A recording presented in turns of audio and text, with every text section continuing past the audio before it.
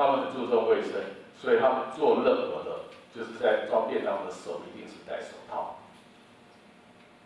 戴手套，那后来把那个手套的材质改掉，第二年同样再去做，整个就降下来，就是因为你的手套里面的来的。那我们再猜想，这里面像这些都大的品牌，也很有可能是这个原因，其他的我们就不太清楚。那我们会对这个议题感兴趣的话，是在2009年，我们看到这个美国环保署推这个。那这边所说的话，一般的铺路途径我们就知道食物、化妆品，我们刚刚讲，然后小朋友的玩具，那国家这个也定了。但他这边有提出来找产科，经由医疗器材步入到最高量的苯二甲酸酯的族群。那2002年美国的 FDA， 他们对一些高风险的，譬如说都是男生啊，男新生儿，然后还有男胎，然后青春期的男孩。所以这些应该要用特定清单指标中使用 DEHP 医疗器材的替代品。我们并不是说整个大家都要去避开，而是对一些高风险的要去避开。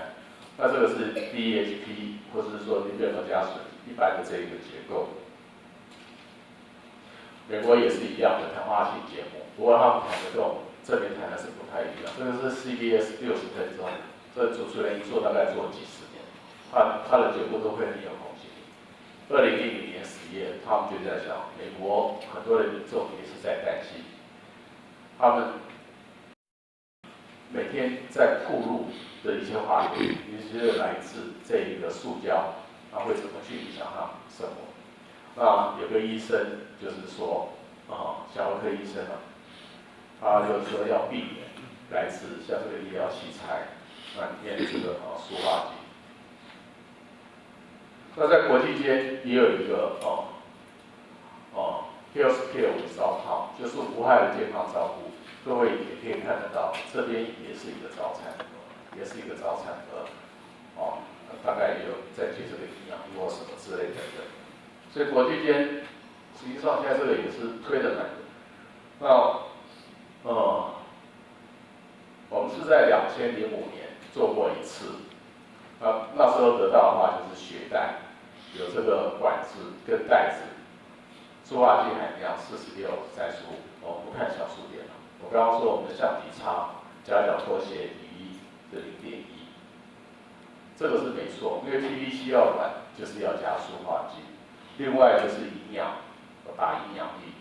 管子29.5，然后袋子2.5。会议收集器就比较 OK 了，因为这个不会进到人体里面去，所以这个还是跟我们在2005年做的是一样。那这个问题是比较大，各位要是有记得刚刚所说美国 FDA， 假如说今天里面所装的是一些脂溶性的，包括血液，2005年我们就证实，它实际上很容易把里面的塑化剂把它这个给溶出来。所以这个是我们基金会在做这个活动，一般我们也是希望能够透过媒体，那这个有记者也有去报道，塑化剂牺牲点滴，长期的话，因为有这个苯二甲酸酯，那我们还是比较在意的是我们下一代。这个是在2010年，那在2011年的时候，就是这个食品塑化剂，那大家都是在担心食品的，实际上这个材序里面，在透过医疗行为。在不知情下被注射进体内的塑化剂量可能更大，因为各位可以想想看，你透过注射直接到血液，大概是100%生物可利用性，但是你用吃的还要再到你的胃，还要再被吸收等等。那这个也是一样，比较重要的话就是装油脂量较高的液体，化学疗用的药剂跟血液，尤其化学疗用的这个药剂。这个国外都有很多报道，血液也有很多报道，那我们自己也有做过。所以这个要怎么办？我们觉得还是要透过一个化学品管理。那这个是在02年，帮研考会做的内分泌干扰物，那环境荷尔蒙管理机制研究。这个是2011年2011年。那做完快结束的时候，联合国环境规划署也出了这么一本书。那这个它也是在讲它的管理，而且又是从绿色经济，所以我觉得对于要走向绿色化学之路，第一条真的就是管理，尤其是要立法。我们的经验是非常多，譬如说食品里面的代药性，1995年我们基金会去做调查，然后提出来，那时候的卫生署，就是有接受这个呼应，那我们就比照我们去定这一个食品代药性的这个管制，我们连续做10年的牛奶的代药性的检测，之后大概都没有超标的问题，所以我觉得这个是很重要很重要，就是一个管理。那当然的话，就是公众的认知也能够让政府公部门去了解这个问题的严重性。那当然，对于我们的这一个学界来说，或是学研界的话，这个是2014年我在准备这个时候才去找到最新的。那他这个是讲说，你要怎么去选择一些，就是它的替代物。比如说这个塑化剂，我们可以各位看到旁边有2个苯环，你可以不用苯环，你可以去用就是这一个饱和的环。那旁边的这些关联基，你也可以去取代之类等等。但是这个是要很小心就像这里面所说的，要经过一个很完整的一个评估，要不然你可能说改掉一只狗进来一只狼。就是说，没有经过适当的评估，你这个效果会更糟。一个例子，大家都会知道，我们的气炉以前要它这个所谓的这个octane 要比较高一点的话，我们以前是有掺含铅的含铅的这个有机金属，但是那个会造成我们空气里面铅含量的这个浓度变高，所以后来世界很多国家就把它改成用 MTBE， 就是甲基，然后第3定基米 MTBE 来取代。那这个它也是一样可以达到同样的功用。那这个是在气炉里面溶解度也还不错，所以空气里面不会有铅浓度过高的这个问题了。但是现在我们发现台湾很多地区的这个加油站附近的地下水，要是有污染，大概都会有 MTBE， 因为 MTBE 加进去大概是%多少，我现在忘了，但是它又很容易，然后进到里面，大概就会随着地下这个水流到处去移散。那为了这个，现在是又变成是加酒精，是加酒精，酒精大概比较好一点，因为天然界本来就有，但是这个是一个很典型的例子。但是在这里面，他最后是讲的话，对于我们化学来说，尤其是绿色化学，就是透过一个设计，这个可能是一个创新的一个机会但是创新完之后，一定还是要透过这个评估。那第二个我要跟各位报告的话，或许就是我所谓的这个制程那我们可以谈谈，就是在高雄，我的印象很深刻是，在念完大学之前，我记得我应该只有下来过高雄一次，大概是在什么毕业旅行。但是，服预备军官役的时候，就待在现在的高雄是在大寮。那时候那个是陆战队99师炮兵排在那边。那每次要回去，一定是搭车慢慢的，然后到凤山，然后再搭车回台北。但是等毕业之后才了解，实际上在高雄有很多我们念化学的都是到高雄来，因为在高雄这一边的话，真的是在北，就是我们现在所在的地方，然后这个是南，就是南跟北。那早期的这个我们的这个石化工业在我们国内就是按照1氢、2氢、3氢、4氢、5氢、6氢、7氢，在7氢现在就是国光石化是被搁置在那边，它并没有不通过，它只是搁置在那边。那现在会在比较多的话，大概就是6氢，6氢的台塑，这边是有在做一些变更。那除了之外的话，我们现在这边有一些是已经是没有，但是还有345所以我们可以看，在这边是很密集，那我们的后继也是在这里。那右边有大社人武，左边有高雄炼油厂，那这个算是中游的。那在临海工业区这一边的话，临海工业区这边的话，那这边也是会有这一个3轻4轻。那所谓1轻、2轻、3轻、4轻这些主要的话，大概都是会有上游的。那上游所出来的这些原料，就会必须到中游的工厂，所以不可讳言的，这边是会有管线。以前当然都市没有这么繁荣，大概管线就是这样过去，穿过高雄市区到那边去。那在这里后金溪，所以后金溪的污染大概也是很多的这个报道，大概是在不管是这边或是来自工业区里面的，或是说中游，大概都是前前后后都有被点名过。那这个历史是蛮多的，但是我是比较好奇，在环保署每年都有做这个河川的这个监测。那我记得我们以前在排名这个排行榜的话，后金溪，大概从来没有去注意到，大概从来不会去注意到，可能是我们那个监测大概都是一般的这个一般的这些污染物，但是这个问题应该是蛮久的，因为这边的环五轻的这个活动也是蛮多。那我们就是要考量，当然这一个的话，政府是有规划是要移场，是要移场。那我们再来看的话，这个可能是高雄，大概应该也是会很难抹去的一个记忆。这个是今年的这个4月，就是这个气爆。那这个气爆后来就是很清楚，就是说刚刚所讲的，临海工业区那边的，就是这些原料，然后要运送到我们的大社人武那边的。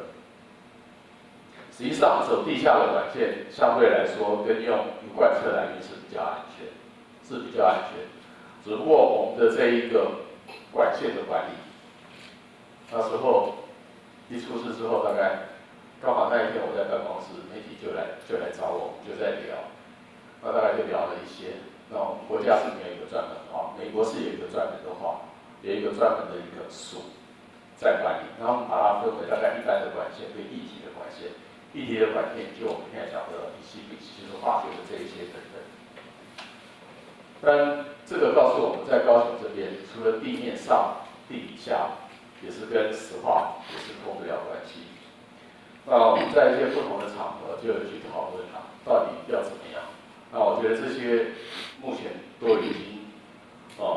经也做得很快了。我觉得这一次跟以前的话，因为有这个台积电、这个民间的这样的这个做得很快，但是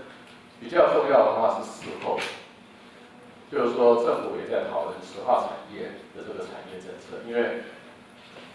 化学的话，要是我们来看的话，在全国的就是各个产业里面，它的 GDP 大概可以排到前面，然后它可以算是一个上游的产业，火车头的这个产业。所以，假如说我们没有能够自给自足的这个石化产业的话，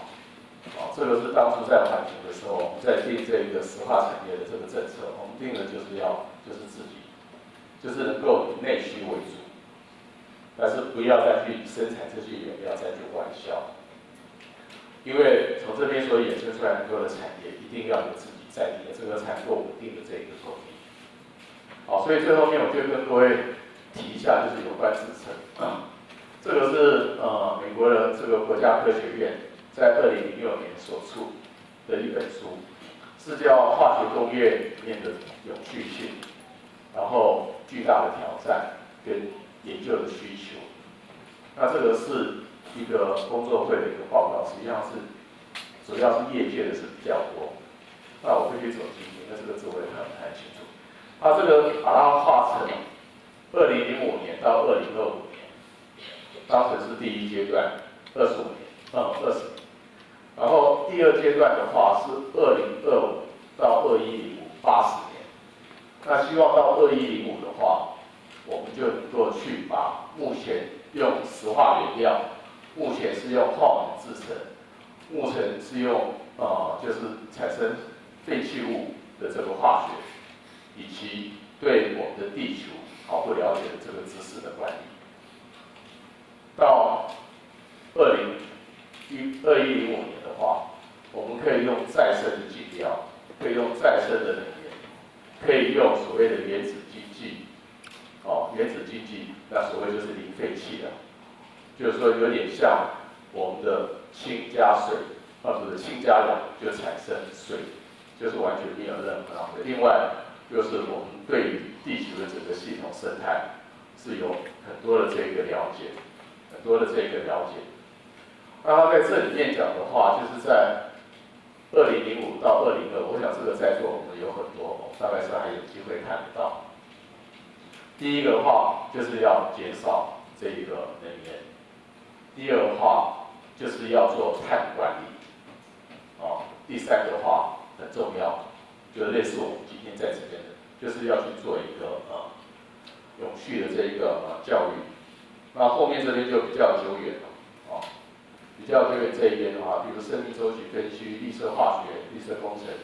毒性，然后再生的化学进料，然后再生的这个燃料之类等等。那我就只用跟我们今天比较相关的这一个绿色化学跟这个工程这两个，一个是科学，一个是技术，应该就是难兄难弟。我觉得要我们今天在这边个人只谈绿色化学，我们环境化学要拉进来，绿色化学进来，绿色化学工程也要进来，就是说化学跟化工都要进来。那我们的趋势的话，就是我们说一个化学反应就是一个化学转变，我们是要用有完全新的一个思维，然后必须基于绿色跟这个永续化学跟这个工程。那这个就要有一些指引，我们刚刚前面所讲，我们这边要有一些原则。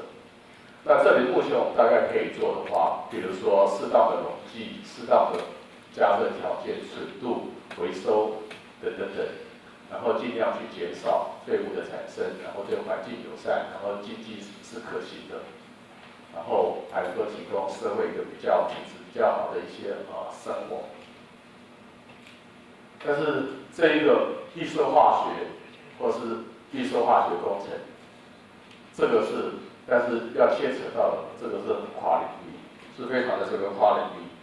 那这个我们就不去说了。那第二个例子这个例子的话，这边就是讲绿色化学可不可以当成是一个社会运动，作为一个社会运动。那这个是在2005年的一份报告里面，这边他是学 brown， 就是棕色，是黑色。我们现在传统的做法是这样，今天我们可能是用一个石化的进料，把它溶解，加入一个反应剂，让它去反应，产生中间产物。然后再经过一系列的额外的反应，最后就会产生很多最后的产物。但是因为我们知道它的危害性，所以它的这个潜在性是蛮高的。然后不只是这样子，我们还会把这一些东西放入到我们的生态系统跟人类生活环境，但是我们不晓得它的长期效应。那另外一个就是说，我们会急就章，很快就把它放大，很快就放大，不会像在自然界，实际上我们刚刚讲有40亿年，它会慢慢去调整。所以我们说仿生实际上是很对的。然后我们会产生100万吨的这一些有害的废弃物的副产物。所以实际上你一个制程里面，你真正用在生产的成本，相较于你的人员以及事后废弃物处理是占了。现在算起来是比较低了，所以假如说我们是用一个绿色化学的话，这边就讲，就是说我们可以从这个生命体，或者是说从生态里面的一些生物降解里面，然后去加速、去设计新的这些分子，然后我们可以用一些碳水化合物或是一些酸。那这些当然都是再生的，去作为我们的进料。然后最重要，我们还是要用到触媒，不过这个最好是生物的触媒，然后是用小规模的。那当然我们就不会用到溶剂，因为在生物体里面，我们的溶剂就是水。然后步骤会少，然后反应会比较温和。那这个有害废弃物的这个产生也比较少，或几乎没有。然后我们可以先产生少量的新的这些化学物质，就是量不要很多了，所以我们可以对每一个去做非常完整的毒性跟其他的这些测试，然后再慢慢再去放大。那这样我们大概就不会避免，就是说我们什么都不知道就把它去放大，然后等到自然界里面去，我们要去把它做发现造成危害，那时候已经是太晚了。那这边有讲到化学合成，我想这个我就不去讲了。所以最后的话，我想我大概就是用绿色化学跟绿色化工的这个12个原则来作为一个结尾了。那这个可能各位也会一再看到，因为我们刚刚讲是要怎么样到绿色化学之路，我觉得我们是要到永续化学之路。那要到那边，我们要有环境化学，要有绿色化学、绿色化工，一定都要进来。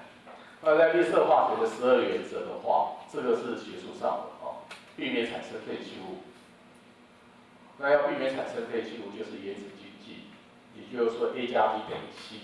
你所有的反应物都进入到你的生成，而不是 A 加 B 等于 C 加 D，C 是你要的 ，D 是你不要的，你可能还要花钱再把 D 去分开来 ，D 还要再去做处理。那另外的话，我们设计方法就是毒性最好是低，所以我们在设计的时候，化学品一定是要低毒性，然后溶剂跟辅助物尽量少用。反应条件就是用常温常压，各位可以想，这个实际上就是在生物里面的一般的这一些反应。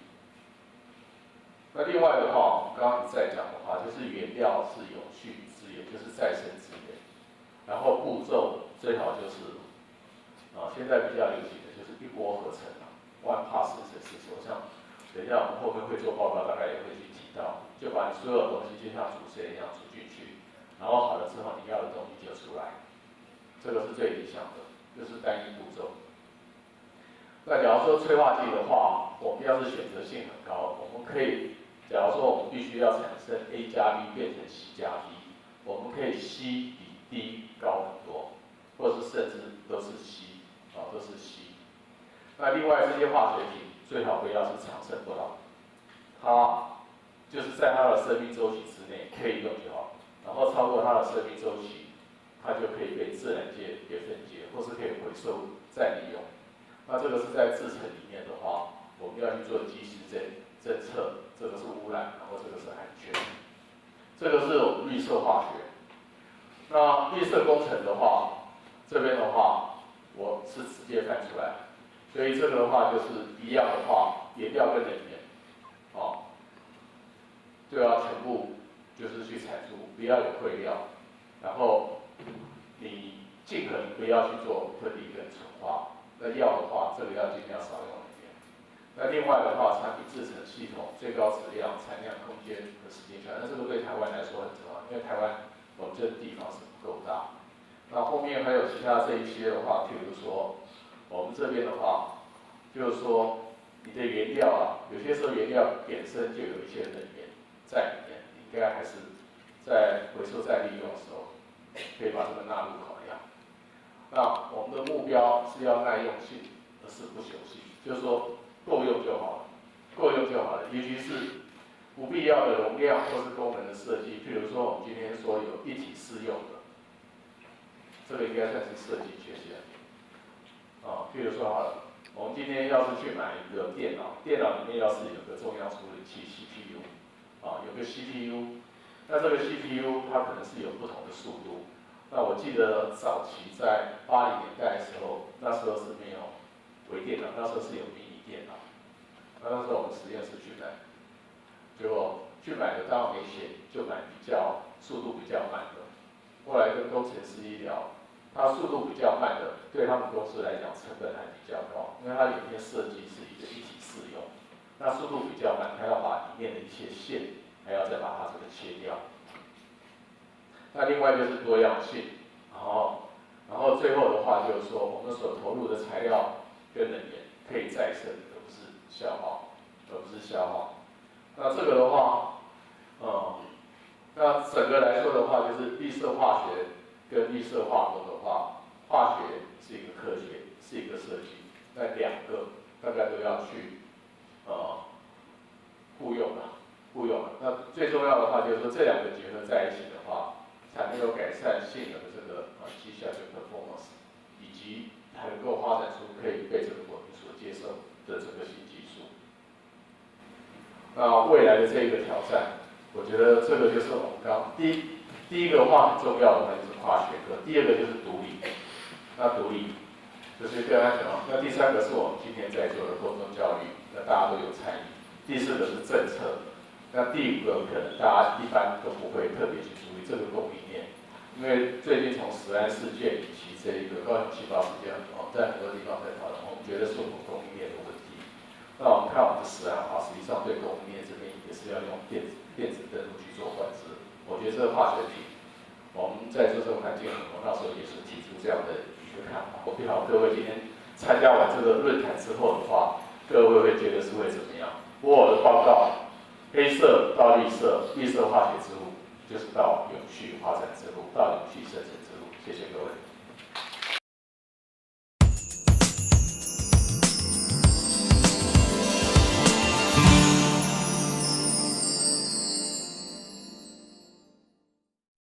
林教授，您是化学专家，也是很多媒体、公民团体咨询的专家。想请教林教授，现在很多商品都会标榜着天然，不用化学药品。请问您是怎么回应大众这种对于化学就等于不自然、不环保的印象呢？我的第一个回应就是，你我本身按照我们学化学来看，也都是由化学小分子这样所组成，所以我们应该也都是。那所谓不用化学品是不可能的，那天然是比较好，这个我承认。所以化学或是化学品，它是一个中性的，就是看你怎么生产，你怎么去运用。所以我们要多一些类似这样的活动来做沟通学到。谢谢林教授，我们再一次谢谢林教授的分享，谢谢。